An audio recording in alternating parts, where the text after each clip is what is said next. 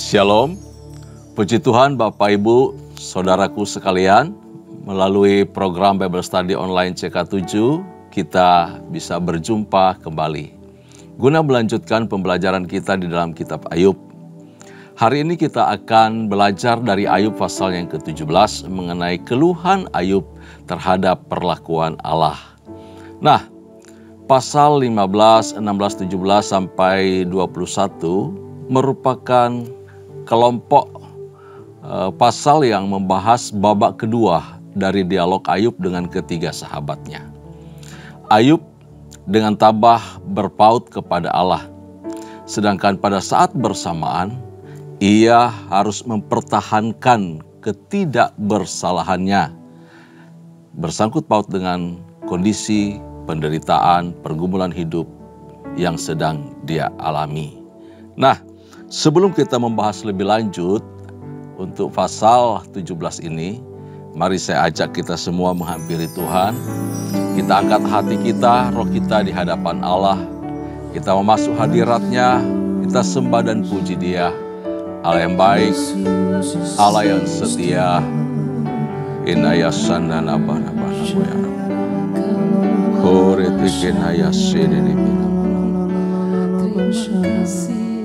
Haleluya,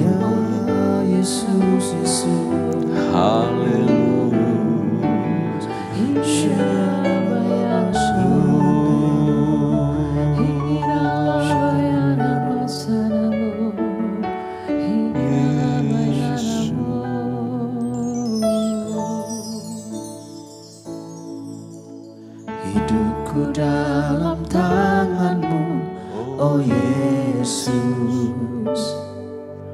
Setiap langkah Kau tetapkan bagiku. Walau kadang ku tak dapat mengerti jalan-Mu, tetap ku percayakan hidupku. Sebab aku ini hamba-Mu, oh Yesus. Jadilah padaku seturut firman-Mu. Engkau Tuhan yang selalu menggenapi janji-Mu. Rancangan-Mu terbaik bagiku. Yesus, ku percaya. Yesus, sungguh ku percaya. Rencana-Mu yang ajaib terjadi di dalamku. Yesus, sungguh ku percaya.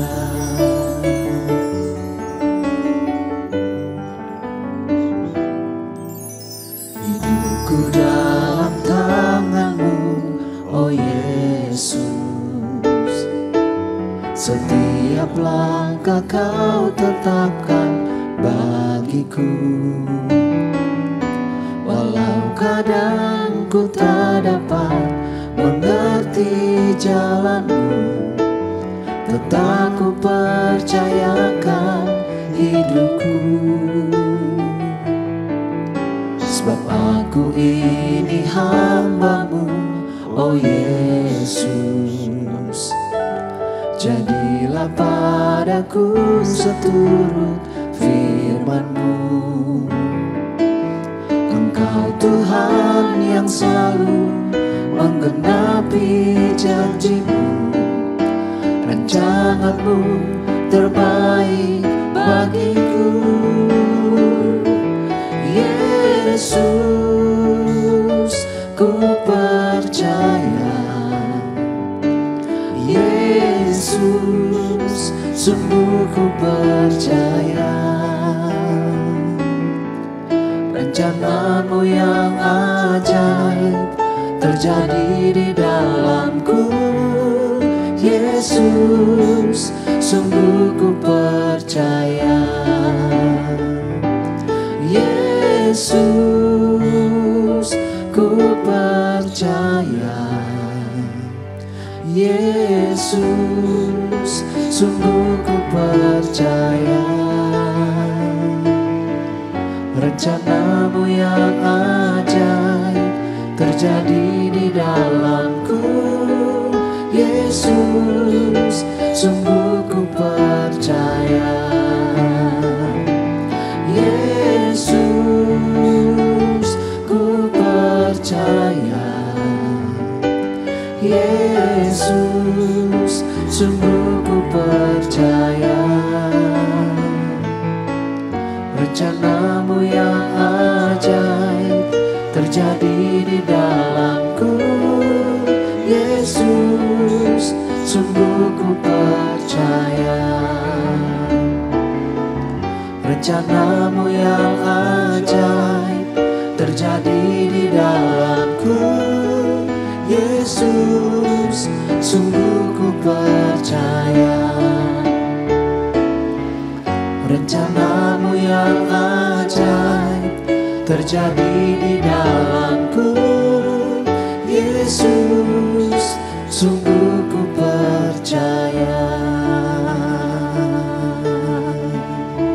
Kami percaya padamu Tuhan, walau tak kami mengerti rencanamu dalam hidup kami, Yesus. Kami terus percaya kan hidup kami kepadamu ya Allah. Sebab Kaulah jaminan hidup kami.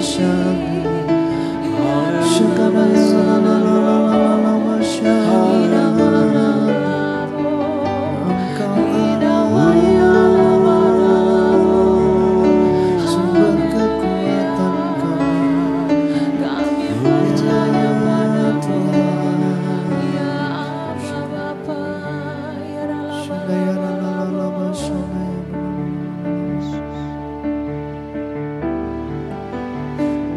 bersamamu Bapa,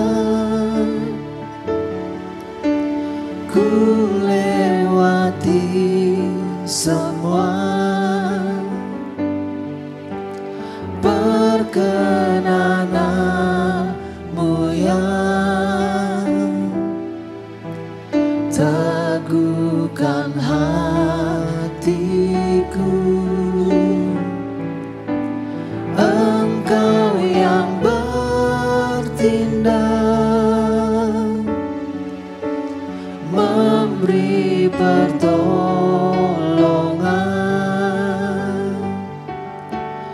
Anugerahmu besar melimpah bagiku.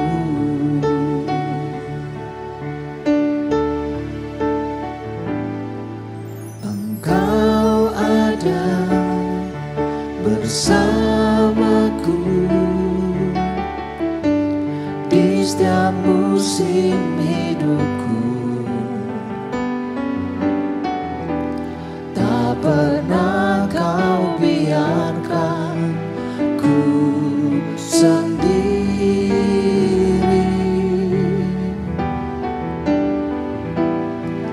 Kekuatan di jiwaku adalah bersamamu. Tak pernah ku ragukan kasih-Mu.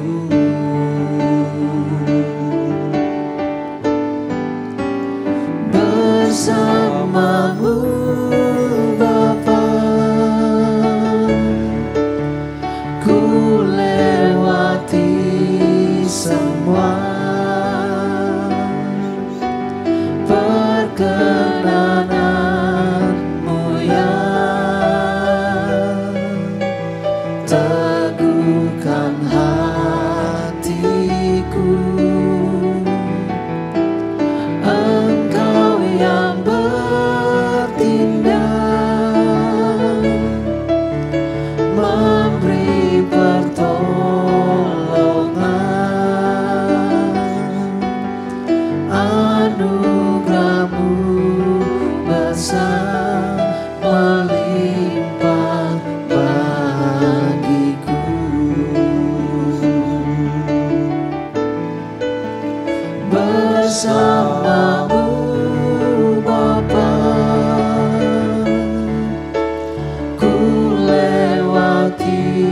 semua perkenananmu yang teguhkan hatiku. Engkau yang bertindak memberi pertolongan,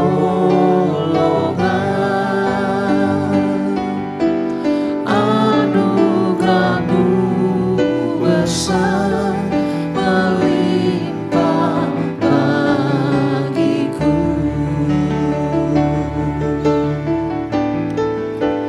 Bersama-Mu Bapa, ku lewati semua perkenananmu yang teguhkan hatiku. Engkau yang bertindak memberi pertolongan,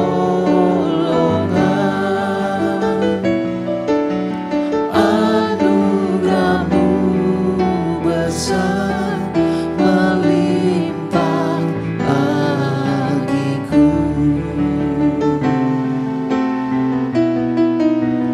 Anugerah-Mu besar melimpah bagiku. Anugerah-Mu besar melimpah bagiku.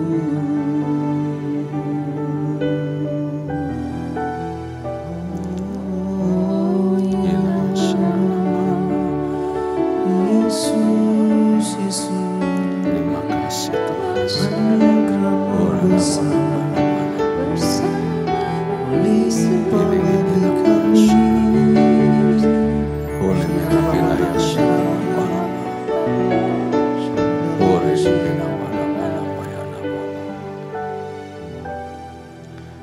Terima kasih untuk kekuatan, untuk kuasa, untuk penyertaan, untuk kehadiran Tuhan di dalam seluruh kehidupan kami. Dari hari ke hari kami merasakan campur tangan Tuhan, pemeliharaan Tuhan itu. Terima kasih Bapak, semua merupakan anugerah Tuhan bagi kami. Kami mengucap syukur untuk hari ini. Kembali kami mau rindu belajar dari kebenaran firman-Mu. Berkati dan urapi kami semua. Lewat pembelajaran firman Tuhan di Ayub pasal 17 ini, kami mengerti maksud dan kehendak Tuhan di tengah-tengah pergumulan dan kesesakan hidup yang dialami. Terpuji-pujilah nama-Mu, dalam nama Yesus urapi hamba-Mu, urapi kami semua. Kami rindu belajar dari firman-Mu. Haleluya, haleluya, amin, amin, amin. Puji Tuhan.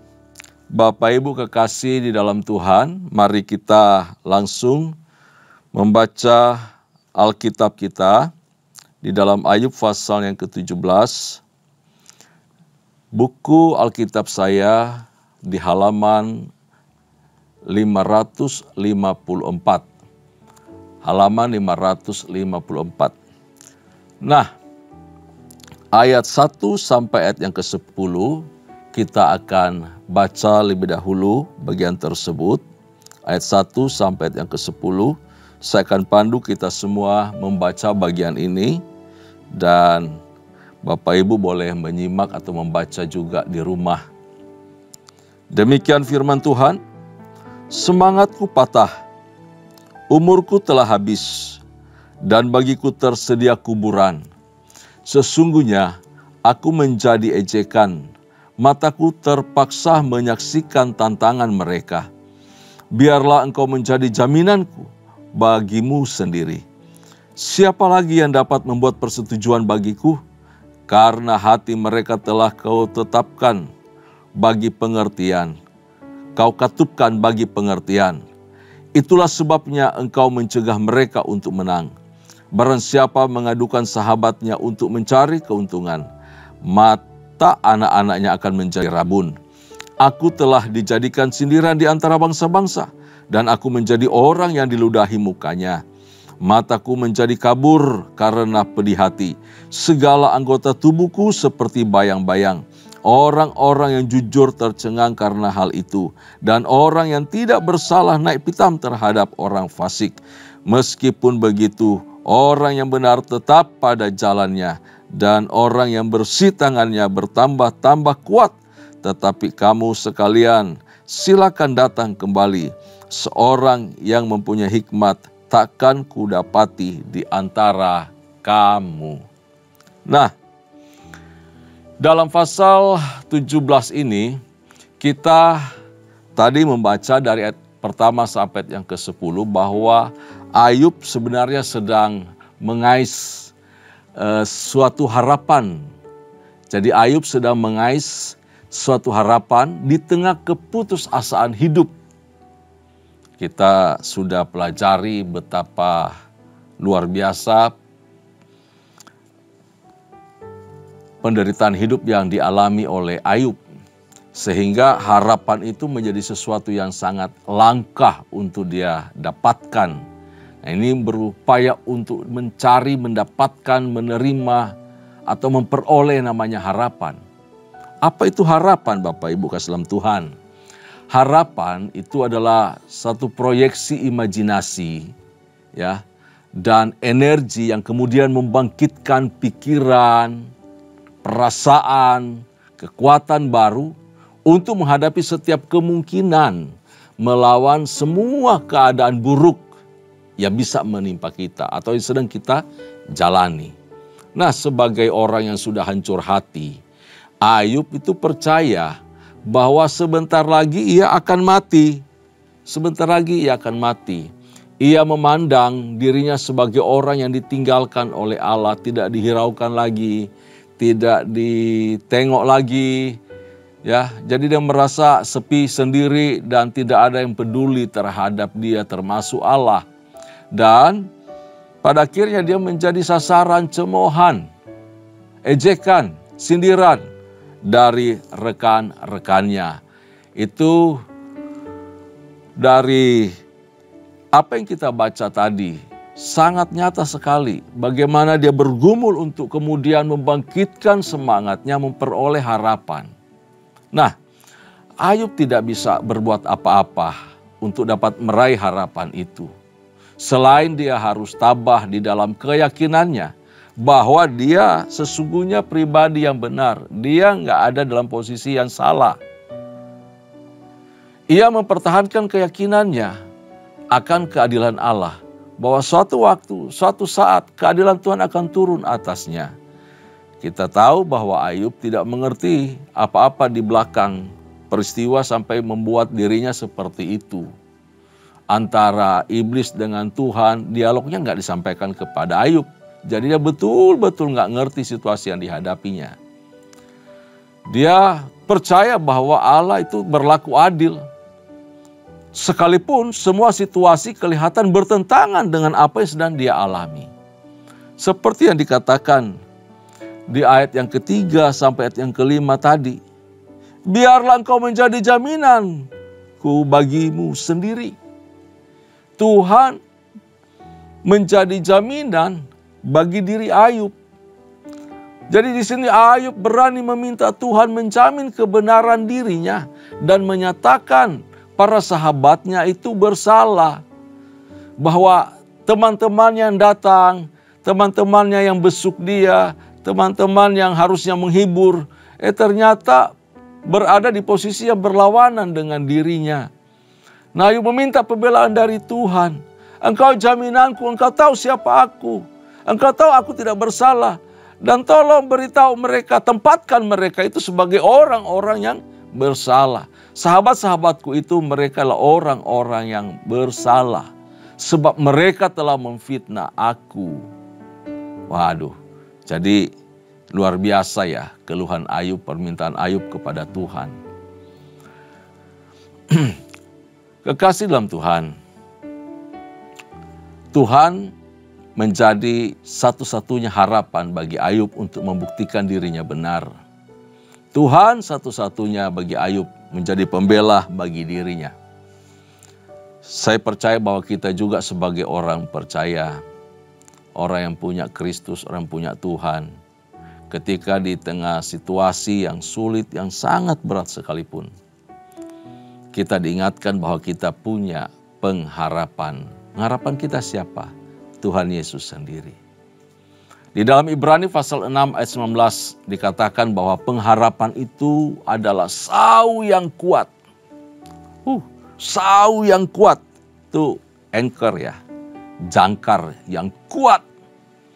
Tidak hanya kuat, tetapi aman bagi jiwa kita. Aman bagi jiwa kita. Tidak merusak. Berarti hebatnya begini, ada banyak harapan. Tetapi belum tentu harapan yang kita imajinasikan, kita dambakan, kita dapatkan, itu bisa aman bagi kita. Bisa saja semakin memperburuk, apalagi kalau harapan itu tidak tercapai. Tetapi pengharapan yang menjadi sau yang kuat dan aman bagi jiwa kita, itu berdasarkan kepada iman dari tindakan Kristus yang telah memberikan hidupnya, menyelamatkan kita. Dia mati ganti kita. Kan diberitahu bahwa aman bagi jiwa kita yang telah dilabuhkan sampai ke belakang tabir. Bahwa Yesus telah masuk sebagai imam besar, menyelesaikan kurban, yaitu membawa darahnya sendiri di hadapan Bapa. Penebusan, keselamatan yang telah dilakukannya telah selesai untuk kita. Semua jawaban yang kita harapkan ada di dalam Yesus. Karena itu setiap kita meletakkan satu harapan kepada Allah, itu aman bagi jiwa kita. Kita akan dikuatkan, kita akan disegarkan, kita akan dipulihkan. Dia imam besar kita. Haleluya.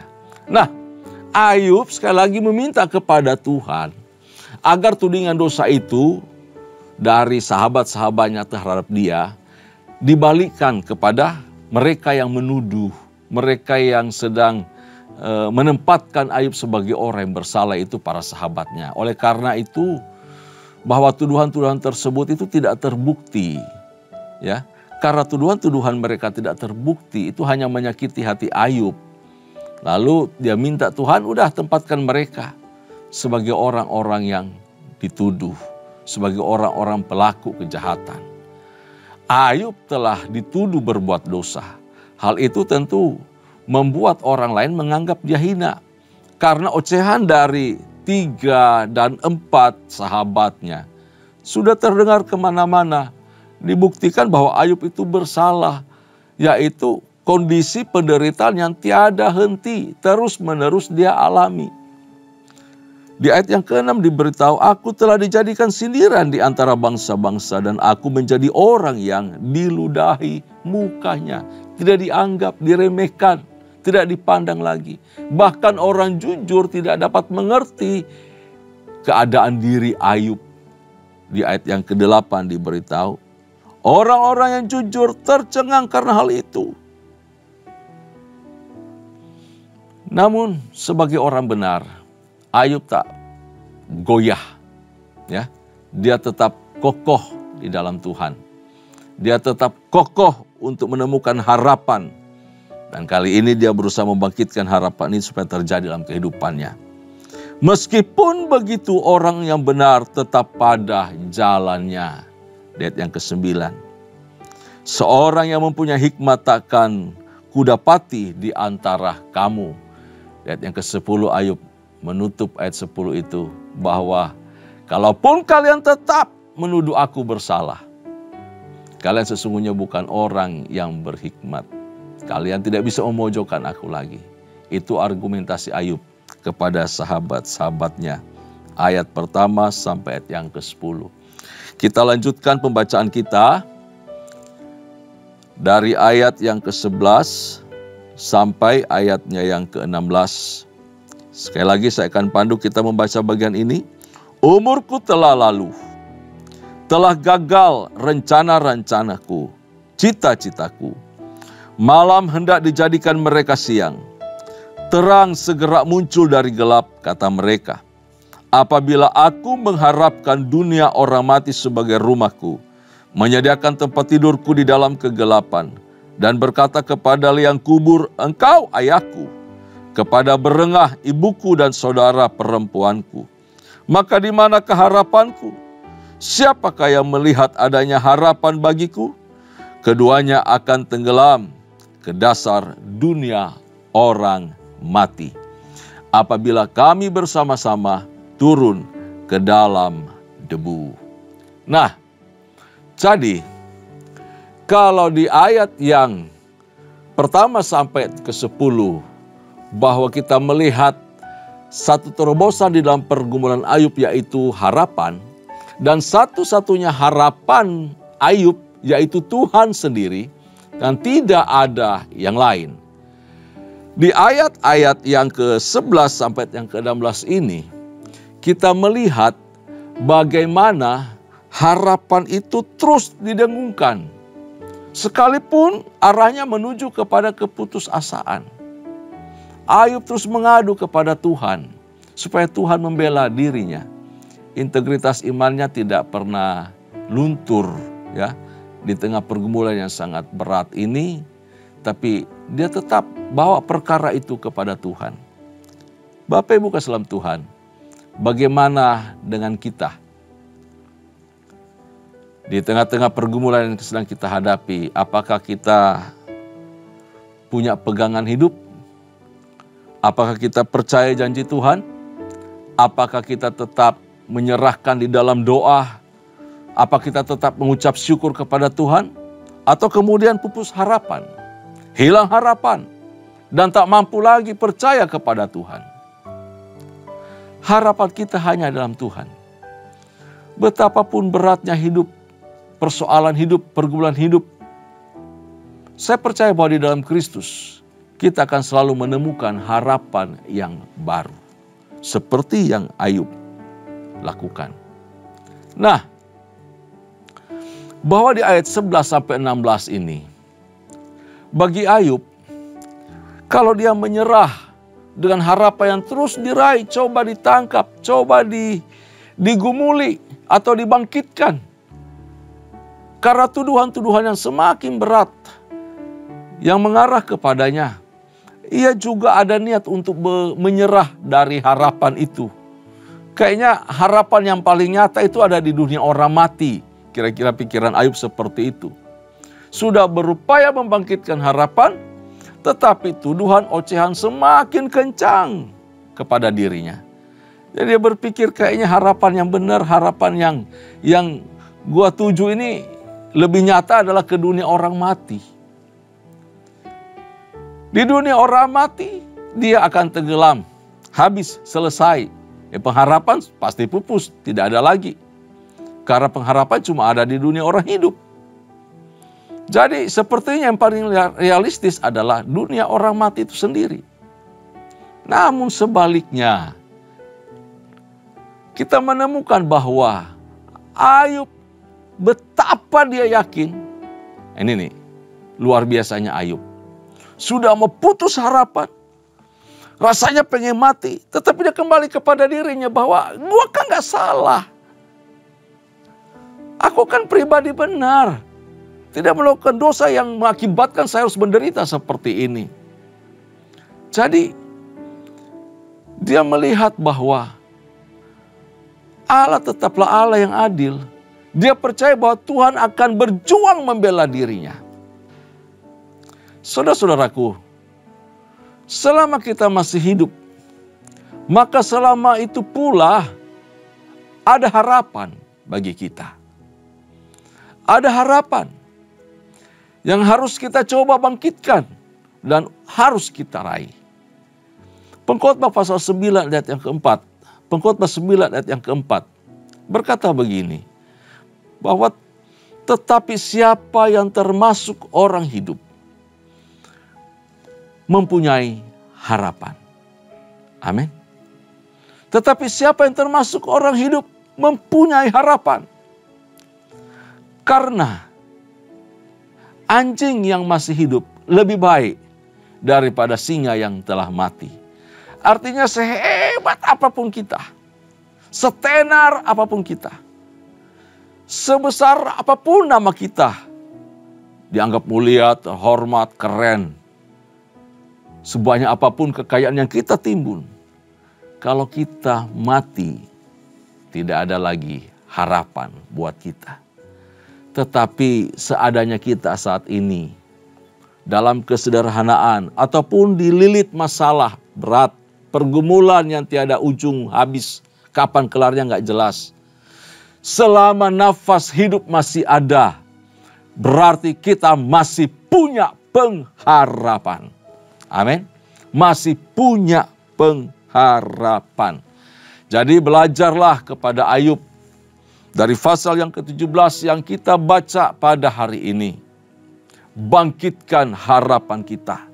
Bawa kepada Tuhan. Di tengah pergumulan yang berat, kesesakan yang sangat sulit menjerat hidup kita. Bawa semua kepada Tuhan. Sekali lagi, kita punya Tuhan. Yang kedua, bahwa kita masih punya nafas hidup. Jika Tuhan masih izinkan kita bernafas bergerak sampai saat ini, meskipun terjepit dengan pergumulan masalah yang sangat berat, berarti kita masih diberi kesempatan oleh Tuhan. Dan itu adalah harapan. Amin. Tundukkan kepala, kita berdoa. Bapa Surgawi, terima kasih untuk hari ini. Kami mengucap syukur. Engkau berbicara kepada kami semua. Dari kehidupan yang sedang Ayub alami. Berupaya untuk mengais sebuah harapan di tengah kesesakan dan pergumulan hidupnya. Dan dia percaya bahwa Tuhan tahu dia tidak bersalah. Ayub percaya bahwa Tuhan itu adil. Dan Ayub meminta Tuhan menjadi pembela hidupnya. Terima kasih bagi kami juga orang percaya. Yesus Kristus Tuhan kami adalah jaminan kehidupan kami. Engkau segala-galanya, Engkau harapan bagi jiwa kami. Terima kasih ya Tuhan. Terpuji-pujilah namamu. Hamba berdoa untuk umatmu yang sedang berada di tengah pergumulan yang sulit. Dan seolah-olah mereka kehilangan harapan. Tidak mampu lagi berdiri. Tidak mampu lagi menegakkan kepalanya di hadapan Tuhan. Hari ini hamba berdoa, kuatkan hati mereka. Bangkitkan roh mereka untuk memandang kepada Tuhan. Dan menaruh harapnya hanya kepadamu saja. Sehingga tanganmu yang kuat, tanganmu yang perkasa itu merangkul mereka, menolong mereka, mengangkat mereka, memulihkan mereka, menyembuhkan mereka. Dalam nama Yesus Tuhan, terpuji-pujilah namamu. Kami sungguh mengucap syukur untuk hari ini. Dalam nama Yesus kami berdoa. Kekasih-kekasih Tuhan, mari arahkan hatimu di hadapan Allah. Dan terimalah berkat, anugerah serta berkat yang melimpah dari Allah Bapa, kasih sayang di dalam Kristus Yesus Tuhan, serta persekutuan yang manis dengan Allah Roh Kudus, menyertai kita mulai hari ini sampai parusia Tuhan datang pada kali yang kedua, bahkan sampai selama-lamanya. Setiap kita yang percaya sama-sama katakan, amin, amin. Tuhan Yesus memberkati.